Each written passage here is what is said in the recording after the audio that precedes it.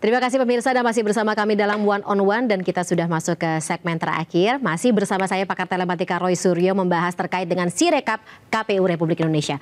Oke, Mas Roy, kalau gitu kita data lagi ya, apa-apa saja kejanggalan dari awal ketika saya ingat banget Mas Roy sempat menyebut ini servernya tidak menggunakan server dari dalam negeri, tapi di luar negeri.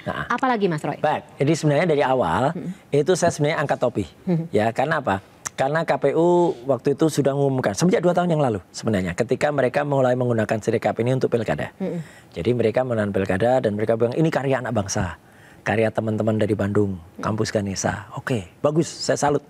Gitu. Karena apa? Karena kita mau menggunakan. Dan waktu pilkada nyaris praktis tidak terlalu ada kehebohan seperti sekarang. Waktu itu ada masalah memang, tapi hanya masalah jaringan. Jadi kadang-kadang data itu terkirim lambat karena jaringan. Misalnya pilkada di daerah yang terpencil, sinyalnya kurang bagus sehingga data itu terlambat. Itu aja. Nah, tapi ketika pertama kali di launching awal tahun ya, kemudian dengan apps, dengan aplikasi yang bisa kita download, saya udah mulai curiga ketika bulan Januari itu. Nah, karena begitu aku kan ikut download. Loh, kok versi yang di-downloadkan itu, maaf, ini kalau orang software ketawa semua, itu beta version. Lah? Iya, Mbak ngerti kan, beta version itu kan versi yang masih coba-cobaan. Iya, dummy. Jadi belum yang rilis itu. Loh, kok beta version gini kok sudah dirilis gimana sih gitu. Dan itu ada buktinya saya. Nah, aku ikut download. Terus beberapa hari kemudian aku kan sekedar ngecek kan. Saya loh kok beda. Jadi saya download lagi, beda lagi. Loh, kalau ini beda lagi, dan itu sampai dengan sekarang itu sudah 10 kali perbedaan itu. Ini nggak boleh.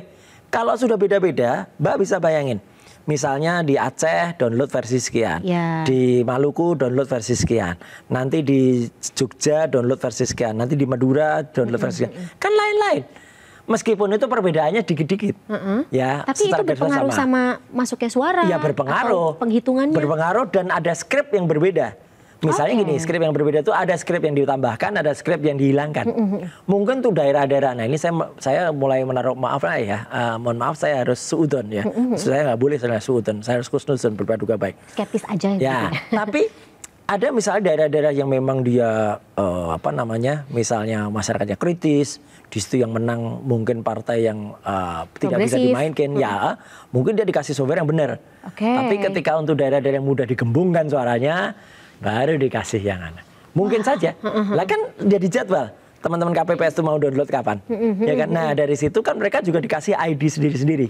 Ya kan? Mereka kasih password, mereka akan masuk sebagai apa? Sebagai petugas atau sebagai apa? Hanya melihat aja. Dari situ kan bisa diatur itu. Nah, kemudian ketika pertama kali tampil tanggal 14 itu saya langsung heran. Loh, kok sudah down? Padahal ini yang digunakan bukan beta version atau versi yang mana lagi? Ini sudah versi ketika tanggal 14 itu sudah versi kalau nggak salah yang ke-6. Ya. Nah, dari versi-versi itu kita ingat Bapak nih, mereka bilang kalau mereka nggak mau di audit forensik karena itu sudah disertifikasi katanya. Come on, kalau sudah disertifikasi berarti sertifikasinya berapa kali? Ya kan nggak boleh. Lah ya kan nggak boleh kan. Di sini sertifikasi terus yang dipakai yang lain. Nggak boleh, sertifikasi itu hanya ya itu yang dipakai. Yang final mereka katanya sudah kerjasama dengan BSSN, Badan Cyber dan Sandi Negara. Katanya sudah benar, udah diperiksa sama Kominfo. Mana buktinya semua? Gue bilang gitu, buka semua kalau memang ada. Jangankan bukti-bukti sertifikasi dan forensik audit itu ya. Perjanjian kerjasama antara KPU dengan kampus Ganesha aja kan baru beredar setelah rame di media sosial. Tidak baru dari beredar. awal. Tidak awal. Kalau mereka dari awal kan bagus ya. Ini kerjasama ditandai oleh rektor. Kemudian Pimpronya adalah wakil rektor sekarang gitu kan. Kan jelas enak gitu loh. Ini kan enggak. Nah mulai dari situ mulailah muncul anomali-anomali itu. Ketika kemudian mereka bilang oh ini dalam negeri gini-gini. Nggak semua mengkaji sumber daya lokal. Oke, sumber dayanya boleh lokal, tapi data itu ada di mana? Karena dalam Undang-Undang Perlindungan Data Pribadi nomor 27 tahun 2022, data-data objek vital itu termasuk kita punya ya hasil dan NIK penduduk kan Silon kemudian Sipol segala ternyata juga ada di Singapura gitu. Nah, itu kita cek loh, kok di Alien Computing? Alien Computing itu merupakan subsidiari atau cabang dari Alibaba Computing. Which means tidak di negara ini. Tidak di negara Indonesia. Itu sudah pelanggaran terhadap Undang-Undang PDP. Begitu itu saya speak up keras dan saya rupanya keder juga mereka. malam-malam yang kayak maling tadi itu pindahin 2 minggu yang lalu, pindahin ke dalam negeri, ke Jakarta. Tapi memang prosesnya kayak gitu membutuhkan waktu? Enggak sih, enggak lama, memang semalam cukup. Tapi kan harusnya terbuka. Kalau nggak terbuka itu pelanggaran lagi, ya gitu. Dan masih ada yang lupa, mereka beberapa masih terletak di Alibaba, masih ada. Kurang teliti. Nggak ngapus-ngapusin semua. Makanya beberapa kawan, beberapa pakar lain masih menjejak data jejak digital mereka, bahkan ada yang menjejak sampai ke Perancis, sampai ke Tiongkok ya. Saya sih oke lah, nggak usah jauh-jauh lah, Singapura aja cukup kok gitu lah, untuk menunjukkan bahwa mereka salah. Ya, terus Ketua KPU juga dalam wawancara salah seorang jurnalis senior, dia juga mengatakan sepanjang pengetahuan saya pastikan data-data itu ada di Indonesia. Lah kan itu sudah statement bohong kan kayak gitu. Karena kan terbukti itu ada di luar dan mereka nggak pernah ngakuin gitu loh. Terus mereka selalu berputar-putar soal itu dan selalu nggak pernah mau diaudit forensik.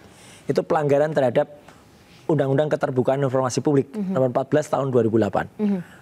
Bahkan ketika kemudian terakhir nggak menampilkan data, lah itu pelanggaran lagi itu. Itu keterbukaan informasi publik jelas-jelas kena. Data ini bukan data rahasia. Ini data penduduk, hak kita.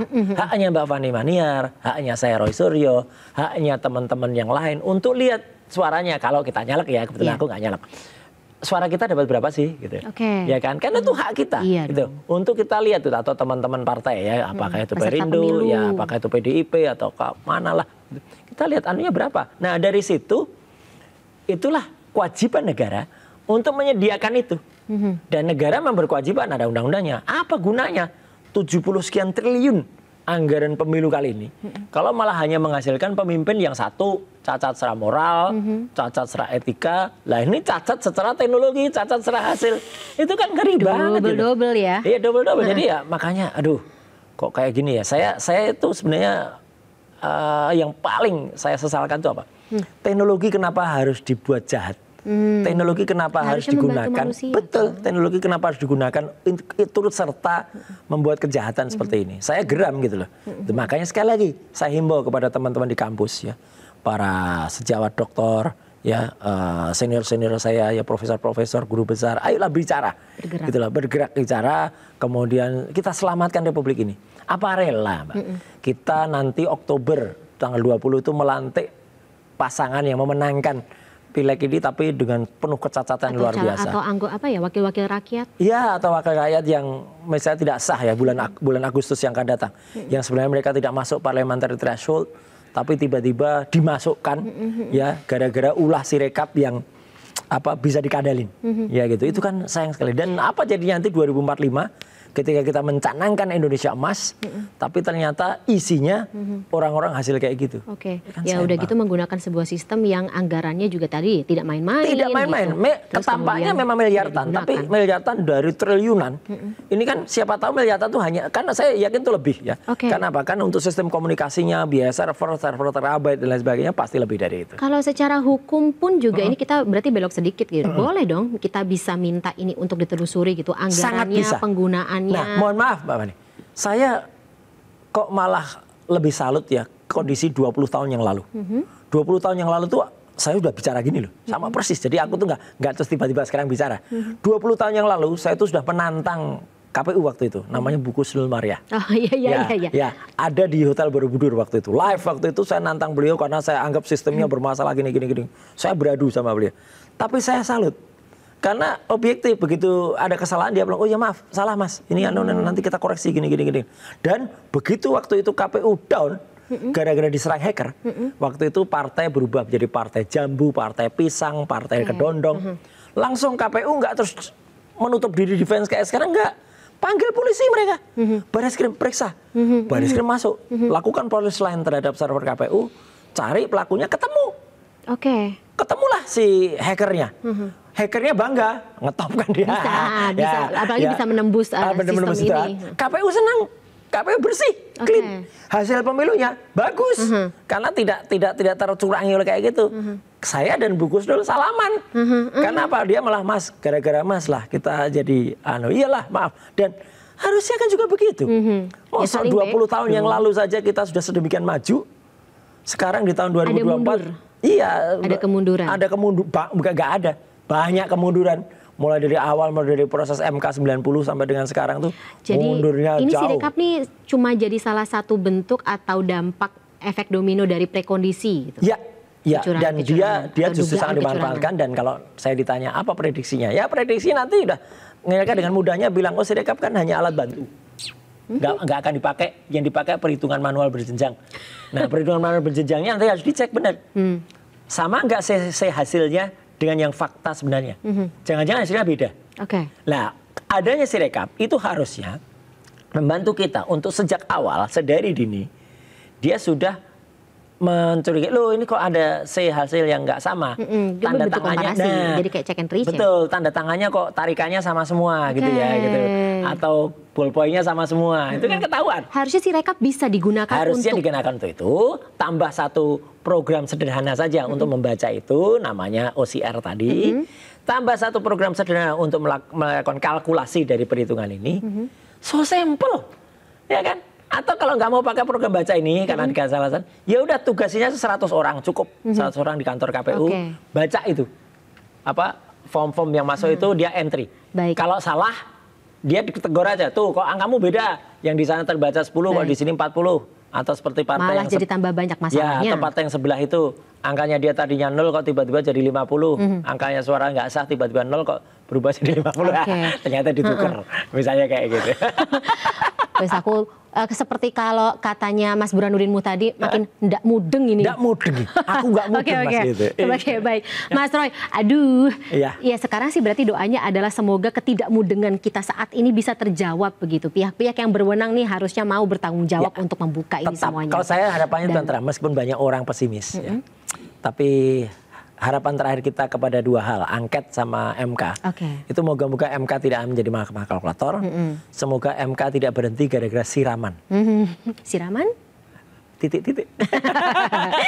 Ini harusnya kita bisa bikin jadi sebuah headline sendiri. Baik, Mas Roy, saya sudah dikode oleh para produser, durasi kita sangat terbatas. Tapi terima kasih banyak atas insight-nya malam hari ini dalam program One on One. Salam sehat selalu ya Mas Roy ya. Jangan takut sama yang namanya intimidasi, tetap terus maju ya, menyuarakan yang benar. Terutama dari perspektif sebagai seorang pakar telematika. Kita ketemu lagi dalam kesempatan ya Mas Roy ya. Pemirsa, demikian One on One pada malam hari ini. Mewakili kerabat kerja yang bertugas, saya Fani Imaniar pamit undur diri. Terima kasih dan sampai jumpa.